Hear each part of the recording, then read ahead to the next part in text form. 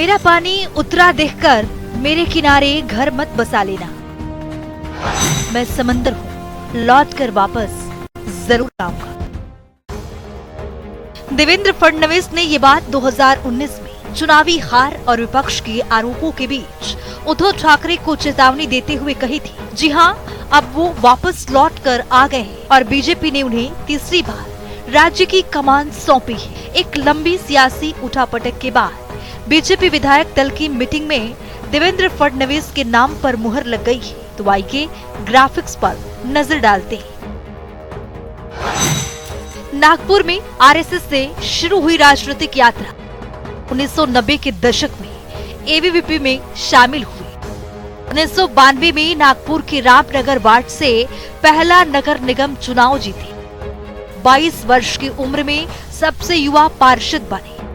1997 में फडणवीस नागपुर नगर निगम के सबसे युवा मेयर बने। भारत के दूसरे सबसे युवा मेयर का भी रिकॉर्ड हासिल किया। 1999 से 2004 तक लगातार 3 बार विधायक के रूप में काम किया। 2001 में बीजी वाईकिम का राष्ट्रीय उपाध्यक्ष नियुक्त किया गया। 2010 में भाजपा की महाराष्ट्र इकाई के महासचिव बने। 2013 में राज्य इकाई के अध्यक्ष चुने गए। अजीत पवार के साथ अनबन के कारण मुख्यमंत्री पद से इस्तीफा दिया। बाद में एकनाथ शिंदे के साथ मिलकर सरकार बनाई। फडणवीस महाराष्ट्र के सबसे मजबूत बीजेपी चेहरा है। राज्य की राजनीति में अपनी अलग पहचान बना चुके हैं। 2019 में महाराष्ट्र विधानसभा में विपक्ष के नेता बने। पहली बार 2014 में महाराष्ट्र के मुख्यमंत्री चुने गए। 44 वर्ष की उम्र में राज्य के दूसरे सबसे युवा मुख्यमंत्री बने। 1972 के बाद कार्यकाल पूरा करने वाले पहले मुख्यमंत्री बने। 59 वर्षों के इतिहास पहले गैर कांग्रेसी मुख्यमंत्री बने। पूर्ण कार्यकाल के बाद दोबारा सत्ता हासिल की। कानून में ग्रेजुएशन और बिजनेस में मैनेजमेंट में डिप्लोमा कर चुके हैं। 2006 में अमृता फडणवीस से शादी हुई और दोनों की एक बेटी है। महाराष्ट्र में देवेंद्र फडणवीस ही अगले मुख्यमंत्री होंगे। अब ये पूरी तरीके से तय है कि फडणवीस 5 दिसंबर की शाम 5:30 बजे मुंबई के आजाद मैदान में शपथ लेंगे। फडणवीस तीसरी बार महाराष्ट्र के सीएम पद की शपथ लेने जा रहे हैं। फडणवीस का फिर से सीएम बनना बीजेपी के लिए इससे बहुत बड़ी उपलब्धि के तौर पर देखा जा रहा है। पहली चर्चाएं थी कि बीजेपी महाराष्ट्र में इस बार मराठा या ओबीसी चेहरे पर दांव लगा सकती है। फडणवीस अगड़े वर्ग से आते हैं। विधानसभा चुनाव में भी महायुति को मराठा वर्ग ने जबरदस्त समर्थन दिया। बीजेपी ने मध्य प्रदेश, राजस्थान या हरियाणा जैसे फॉर्मूले को महाराष्ट्र में लागू नहीं किया। बीजेपी ने मध्य प्रदेश में जीत के बाद सिटिंग सीएम शिवराज सिंह चौहान की जगह ओबीसी चेहरे मोहन यादव पर दांव खेला।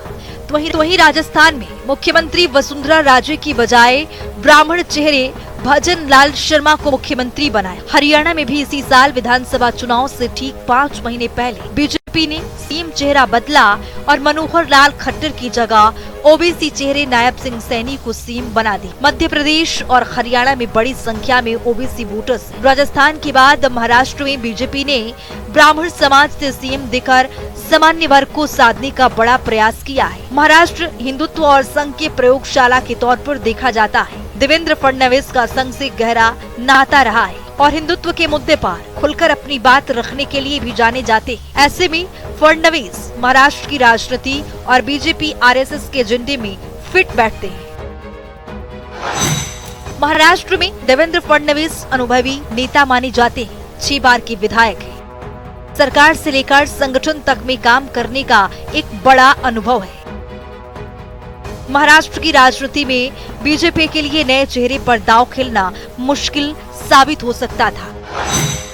क्षत्रिय क्षत्रपों को साधना हर किसी के लिए संभव नहीं हो पाता। फडणवीस ने खुद को महाराष्ट्र की राजनीति में स्थापित किया है, बल्कि हर वर्ग और क्षेत्र में पैठ भी बनाई है। राज्य में बीजेपी के सर्वमान्य नेता के तौर पर खुद को स्थापित करके दिखाया।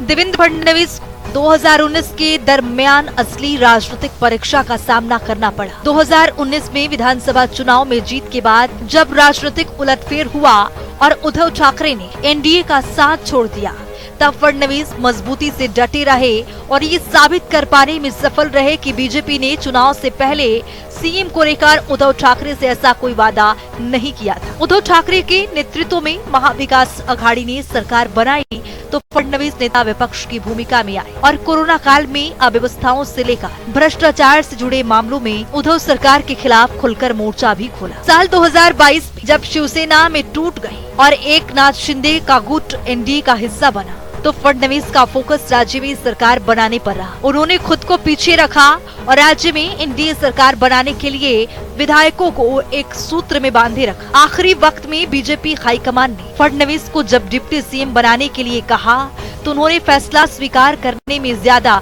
देर नहीं लगाई और एकनाथ शिंदे के खुद डिप्टी बनकर राज्य सरकार का हिस्सा भी बन गए। देवेंद्र फडणवीस एक बार फिर से महाराष्ट्र के मुख्यमंत्री के रूप में शपथ ग्रहण करने जा रहे हैं। 5 दिसंबर को शाम 5:30 बजे आजाद मैदान में शपथ ग्रहण होगा। प्रधानमंत्री मोदी की मौजूदगी में शपथ ग्रहण होगा। ऐसे में जानना जरूरी है कि फडणवीस के साथ और कौन कौन शपथ लेने वाला है। देवेंद्र फडणवीस, चंद्रशेखर बावनकुले, चंद्रकांत पाटिल, पंकज मुंडे, गिरीश महाजन, आशीष शेलार,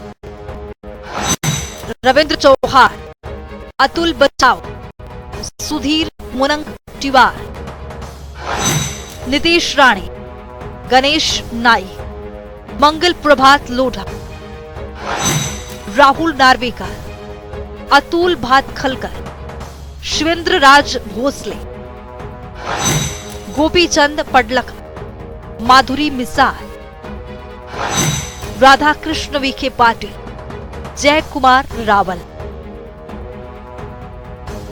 तो आइए ग्राफिक्स के जरिए समझते हैं कि कौन कौन से शिवसेना के नेता मंत्री पद की शपथ ले सकते हैं। एकनाथ शिंदे, दीपक केसरकर, उदय सामंता, शंभूराज देसाई, गुलाबराव पाटिल। तो आइए ग्राफिक्स पर नजर डालते हैं कि एनसीपी के वो कौन कौन से नेता हैं जो मंत्री पद की शपथ लेंगे। अजीत पवार, धनंजय मुंडे, छगन भुजबल, हसन मुश्रीफ, दिलीप वालसे पाटिल, अदिति तटकरे, धर्मराव बाबा अत्रा। महायुति सरकार में कुल 43 मंत्री होंगे। बीजेपी के कोटे में सबसे ज्यादा 21 मंत्री होंगे। शिवसेना शिंदे को 12 और एनसीपी को 10 मंत्री पद मिलेगा। शपथ ग्रहण के तुरंत बाद राज्य मंत्रिमंडल की पहली बैठक होगी और विधानसभा के विशेष सत्र की तारीख तय कर राज्यपाल को सूचित कर दिया जाएगा। अजीत पवार गुट भी उतने ही पोर्टफोलियो मांग रहा है जितने शिंदे कैंप को मिले, मगर एकनाथ शिंदे ने साफ कर दिया है कि महायुति में शिवसेना की दूसरे नंबर की पार्टी है। शपथ ग्रहण से पहले मुंबई पुलिस ने आजाद मैदान और आसपास के इलाके को छावनी में बदल दिया है। आजाद मैदान में उमड़ने वाली भीड़ को देखते हुए मुंबई पुलिस ने 2500 से ज्यादा पुलिसकर्मी तैनात किए हैं। 10 पुलिस उपायुक्त, 20 सहायक पुलिस आयुक्त, 100 पुलिस निरीक्षक, 150 सहायक और पुलिस उप निरीक्षक सहित 1500 से ज्यादा पुलिसकर्मी मौजूद रहेंगे। सशस्त्र पुलिस बल, टास्क फोर्स और अन्य सुरक्षा एजेंसियां भी तैयार रहेंगी। 2 दिन आजाद मैदान क्षेत्र को नो फ्लाइंग जोन घोषित कर दिया गया है। ड्रोन के जरिए भी पुलिस पैनी नजर रखेगी। शपथ ग्रहण समारोह की तैयारियां जोरों शोरों से जारी है। शपथ ग्रहण समारोह में एनडीए के कई दिग्गज शामिल होने वाले हैं। गुजरात के पूर्व मुख्यमंत्री विजय रूपाणी मुंबई पहुंच गए हैं, जबकि केंद्रीय वित्त मंत्री निर्मला सीतारमण भी मुंबई में ही मौजूद है। शपथ ग्रहण समारोह में प्रधानमंत्री नरेंद्र मोदी हिस्सा लेंगे। साथ ही महायुति गठबंधन के तीनों दलों के नेता मौजूद रहेंगे। देश भर से 400 से ज्यादा साधु संत भी शामिल होंगे। 70 से ज्यादा वीवीआईपी नेता शामिल होंगे। फडणवीस के शपथ ग्रहण में दिखेगी एनडीए की एकजुटता। नीतीश कुमार और चंद्रबाबू नायडू भी होंगे शामिल। 22 राज्यों के मुख्यमंत्री मौजूद रहेंगे। अन्य खास मेहमानों को भी बुलाया गया है। महाराष्ट्र विधानसभा चुनाव में बीजेपी को 132, शिवसेना को 57 और एनसीपी को 41 सीटें मिली है। इसी तरह 230 सीटों के साथ महायुति ने सरकार बनाई है। 132 सीट लेकर भाजपा बड़ा भाई बनी हुई है। अब भाजपा की अगुवाई में महायुति सरकार का गठन होगा। कल यानी 5 दिसंबर को महायुति सरकार का शपथ ग्रहण है। देवेंद्र फडणवीस तीसरी बार शपथ लेंगे। प्रोग्रामिंग डेस्क, जनता टीवी।